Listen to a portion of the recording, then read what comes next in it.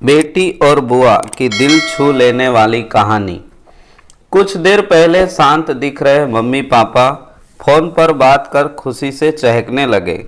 Dining room में नाश्ता कर रहे अपने बहू और बेटे के पास आकर बोले, कल काजल आ रही है, अभी अभी फोन पर बात हुई है, समधी जी भी साथ आएंगे। मनोज, तुम कल दोपहर 4 बजे एयरपोर्ट चले जाना दोनों को लेने के लिए। इस काजल को और कोई काम नहीं है क्या?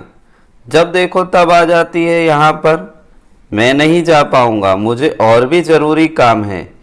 क्या वो टैक्सी करके नहीं आ सकती यहाँ तक? मनोज गुस्साई आवाज़ में बोल पड़ा। अपने बेटे के मुंह से अपनी बेटी के लिए ऐसे बोल सुन माँ एकदम दंग रह गई। अरे तबीयत तो ठीक है ना तेरी? कैसे पागलों की तरह बात कर रहा है? घर में 2 गाड़ियाँ होते हुए बहन को टैक्सी में आने के लिए कहता है। माँ बोली, रहने दो, मैं खुद जाकर ले आऊँगा अपनी बेटी को, करने दो उसे अपना काम। अभी काजल का बाप जिंदा है और मैं नहीं चाहता कि मेरी बेटी को उसके ससुराल वालों से ताने सुनने पड़े कि एकलौती बेटी होते हुए भी उसे लेने गाड़ी नहीं भेजी या उसके स्वागत में कोई कमी रह गई। पापा ने बेटे को अपनी नाराज़गी जताते हुए कहा, आप दोनों समझते नहीं हो मम्मी पापा। वो जब भी इस घर आती है तो सारी दिनचर्या को बिगाड़ देती है। वो तो आराम से बैठी रहती है किसी महारानी की तरह। हम सबको उसकी आवभगत में लगना पड़ता है। मेरी पत्नी का तो पूरा दिन ही दीदी और जीजा जी के आगे पीछे उनके ऑर्डर पूरे करते हुए निकल जाता है। गुस्से से मनोज बोला, आज क्या हो गया है तुझे? कैसी बहकी बहकी बातें कर रहा है? बहन है तेरी, कोई पराई तो नहीं है। अब क्या है उसका इस घर में? शादी में दे दिया था ना हमने जितना देना था, फिर क्यों चली आती है बार बार यहाँ पर? और हम हर बार बैग भर कर लेकर जाती है, वो अलग। आपको समझना चाहिए, वो सिर्फ हमें लूटने के लिए आती है और कुछ भी नहीं। मनोज ने तंज कसते हुए कहा, तुझे क्या, अगर वो यहाँ से थोड़ा कुछ ले जाती है तो? ये सब मेरी मेहनत की कमाई है और मैं जो चाहूँ वो करूँ। चाहूँ तो पूरा काजल को दे दूँ। पापा गुस्से से लगभग कांपते हुए बोले। अब मनोज अपनी आवाज़ धीमी करते हुए बोला, मैं कहाँ कुछ नई बात कर रहा हूँ मम्मी पापा। मैं तो वही बोल रहा हूँ जो मैंने बरसों से बुआ के साथ होते हुए देखा है। आज अपनी बेटी के खिलाफ 2 शब्द क्या सुन लिए, आप तो गुस्से से लाल हो गए। जरा सोचिए, जब आप बुआ के साथ ऐसा व्यवहार करते थे तब दादी को कैसा लगता होगा? बुआ जो हम पर इतनी जान छिड़कती है, आपने कभी उनके और उनके ससुराल वालों के मान सम्मान के बारे में परवाह की है?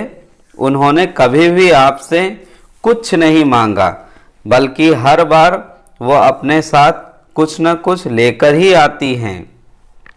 लेकिन आपका व्यवहार कभी भी उनके साथ अच्छा नहीं रहा। दादी ने भी आपसे कभी कुछ नहीं कहा कि मेरी बेटी को पैसे दे दो या कुछ खरीद कर दे दो। फिर भी दादी को आपके यहाँ इतनी भी हिम्मत नहीं थी कि वो अपनी बेटी को कुछ दिनों के लिए अपने पास बुलाकर रहने दे।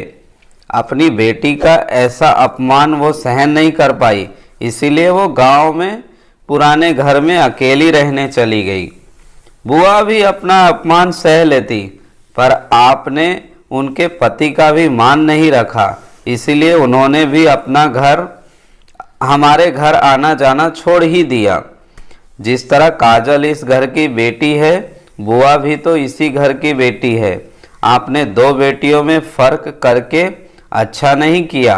और रही मेरी बात, तो मैं अपनी बहन से बहुत प्यार करता हूँ। मैंने कभी अपनी पत्नी को उसके खिलाफ गलत बोलने का हक नहीं दिया और वो बोलेगी भी नहीं।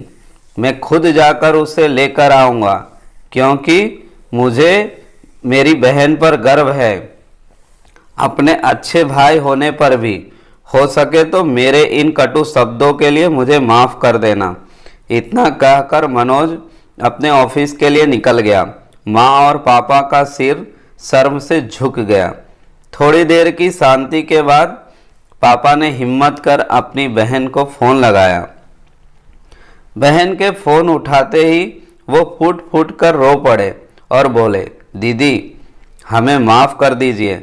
हमने इतने साल आपके साथ जो भी दुर्व्यवहार किया, जो भी खराब व्यवहार किया, उसके लिए हम सच में शर्मिंदा हैं। दीदी आपकी बहुत याद आ रही है। आप अपने घर आ जाइए हमसे मिलने। अगर आप कहें तो मैं आ जाता हूँ आपको लेने के लिए। दूसरी तरफ दीदी भी रो रही थी। वो भाई के इन थोड़े से ही शब्दों से पिघल गई थी। वो बोली, मैं तुमसे नाराज नहीं हूँ भैया। मैं जीजा जी को सारी बात बताकर जरूर आऊँगी। दोस्तों, बेटी तो बेटी होती है, बहन हो, बहू हो या बेटी, तीनों में कोई फर्क नहीं करना चाहिए। इन्हीं से घर की शोभा होती है और इन्हीं से घर खुशियों से भरा रहता है। तो दोस्तों, आपको ये दिल छू लेने वाली कहानी कैसी लगी बताइएगा और हमारे चैनल को सब्सक्राइब कीजिए, लाइक कीजिए